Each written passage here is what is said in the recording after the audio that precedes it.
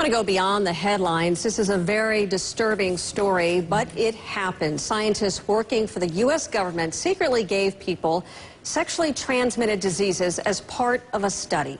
It happened during the 1940s after World War II. At least 5,500 people in Guatemala, including prisoners, mental patients, and children, were experimented on. 1,300 of those were exposed to STDs, including syphilis and gonorrhea.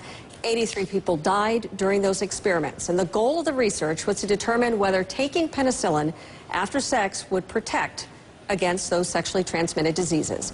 It was a medical priority at the time, especially in the military. Well, last fall, President Obama ordered a review of what happened, and now that panel has come out with its report. Joining us is the head of that panel, the Presidential Commission for the Study of Bioethical Issues. Amy Gutman is also the president of the University of Pennsylvania.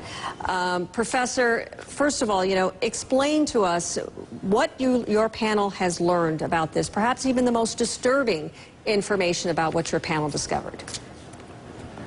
A group of medical researchers, doctors and scientists working for the American government between 1946 and 1948 treated their fellow human beings in a way that can only be characterized as egregious and shocking.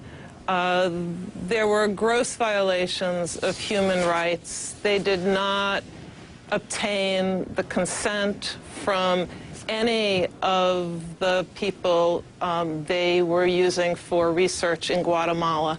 And those people included some of the most vulnerable populations in Guatemala: mental patients, soldiers, children. How did they infect them?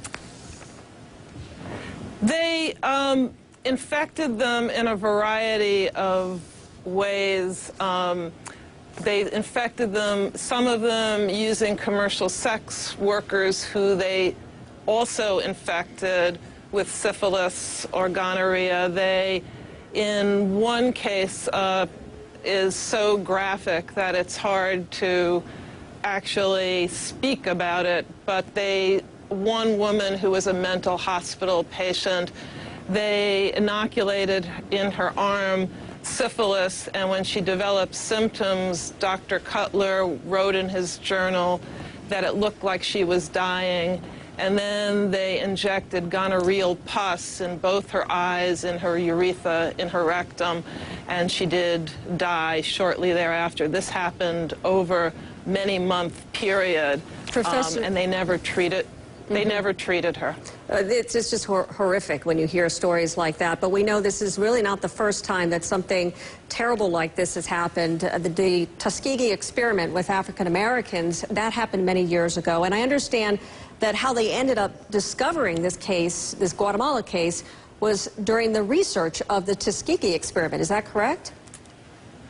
Yes. Susan Reverby, who is doing research on Tuskegee, discovered some documents. The Presidential Commission has subsequently combed through over 125,000 pages of documents and discovered that some of the same researchers who were involved in Tuskegee, which was not an inoculation study. What happened in Tuskegee was a group of African-American men were known to have syphilis, and they were not treated. In this case, this group of researchers actually actively inoculated people and did not obtain their consent. And earlier, in an experiment in Terre Haute, Indiana, they took pains. They knew that they did have to ethically and legally obtain a